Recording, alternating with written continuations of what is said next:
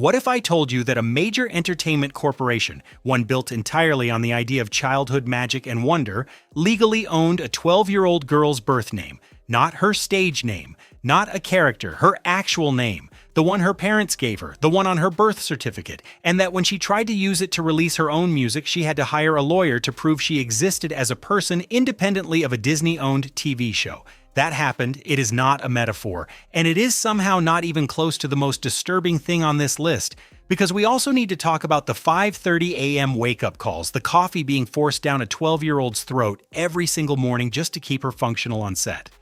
The vitamin D deficiency so severe her mother had to beg production to bring in special lights so her daughter wouldn't slip into seasonal depression. The fake teeth. The FBI investigation that somehow ended with the teenage victim issuing a public apology, and the morality clause hanging over all of it like a legal guillotine, ready to drop the moment Disney decided she'd stepped out of line. This is the Hannah Montana story that didn't make it into the behind-the-scenes specials, and once you hear it, the show hits very differently. Let's start at the beginning, because even the origin story has layers people don't know about. Miley Cyrus didn't audition for Hannah Montana, she showed up to read for Lily, Hannah's best friend.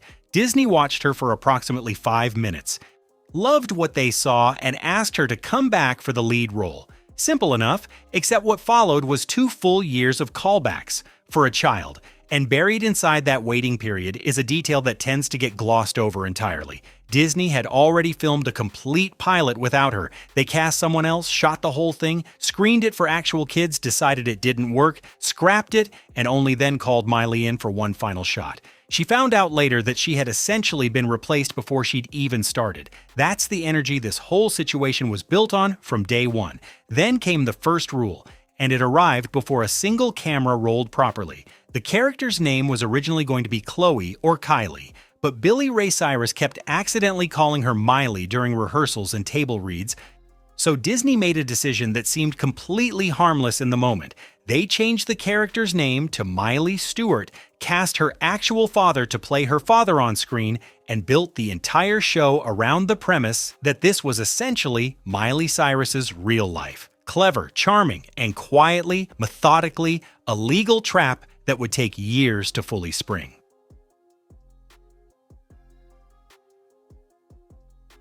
But before we get to the legal nightmare, let's talk about what her daily life actually looked like once production was running, because Miley eventually shared her actual schedule from that era, and reading it is genuinely uncomfortable. Hair and makeup in her hotel room at 5:30 in the morning. Car picks her up at 7, news appearance by 7:15, live interview at 7:45, another at 8:15, another at 8:45, lunch interview with her dad. A magazine shoot, Father's Day issue shoot, kids online interview at 6 p.m., another interview at 6:15, flying home Saturday, back on set Monday morning, and that was just the promotional schedule atop of 12-hour shooting days on the actual show. Her vitamin D levels dropped so severely from never seeing natural sunlight that her mother pushed for special lights to be brought onto set to prevent seasonal depression. She started experiencing anxiety attacks regularly, and every single morning she said someone was forcing coffee down her throat just to get her through the day. She was 12 years old. The rule, unwritten but absolute, was that the show doesn't stop, and whatever is happening to the cast personally does not show up on camera. Keep going, always keep going. Here's something that rarely comes up in these conversations. During the gap between her auditions, Miley had braces. Disney told her to remove them. Because her adult teeth hadn't fully grown in yet, they fitted her with a retainer that had fake teeth built into it to fill the gaps while her real ones caught up.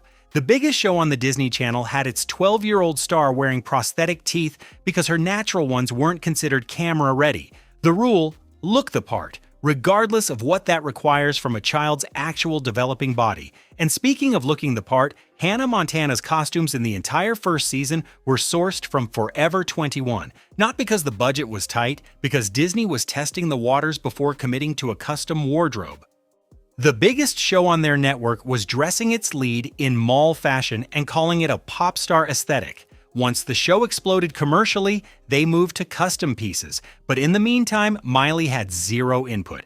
Disney assigned her a stylist who controlled not just what she wore on screen, but what she wore to every public appearance, every press event, every interview. Her personal style didn't exist under that contract. What you saw was what Disney approved, and not a thread more. The control extended to how Disney's female stars were expected to sound, literally how they spoke. Bella Thorne was trained to use a higher-pitched voice during interviews because Disney felt it made her seem more wholesome. Miley operated under the same image engineering, the tone, the energy, the relatability, all managed from above.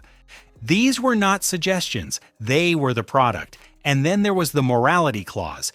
Every Disney contract contains one. It's a legal trapdoor they can open at any moment if an actor does anything deemed morally questionable, and the clause is deliberately vague enough that Disney gets to define what qualifies. That is an extraordinary amount of leverage to hold over a teenager. It meant that in her personal life, off-set, on weekends, nowhere in the country, and doing nothing wrong, Miley was still operating inside Disney's jurisdiction. One photograph, one story that didn't fit the brand, and they could have legally ended her. Here's the thing though, when something actually did go wrong, Disney didn't use that clause to protect Miley. They used it to protect themselves.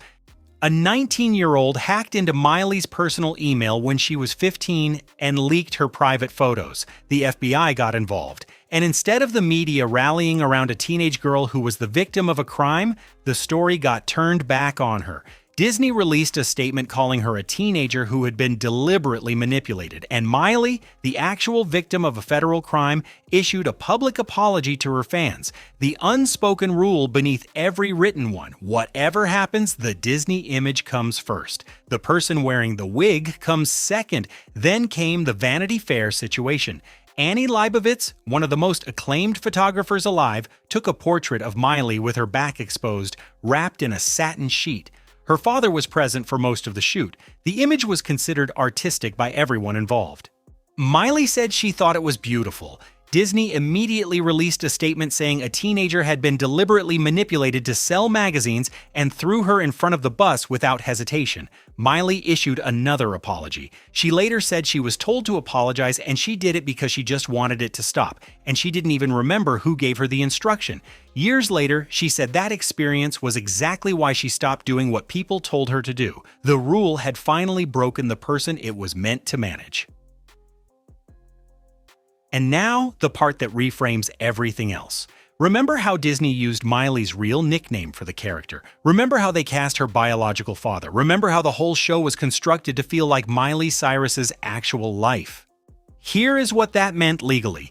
Disney owned every element of that show: the characters, the scripts, the music, the performances. And because they used her real first name for their character, and because that name was now tied to Disney-owned intellectual property, Disney had established a legal claim over the name Miley Cyrus, the name she was born with. When she tried to release music under her own name, fully separate from the Hannah Montana brand, she hit a legal wall. Her mother had to hire an actual attorney to untangle the ownership structure and formally establish that Miley Cyrus, the person, existed independently of Miley Stewart, the Disney character. She had to fight in a legal proceeding to use her own name.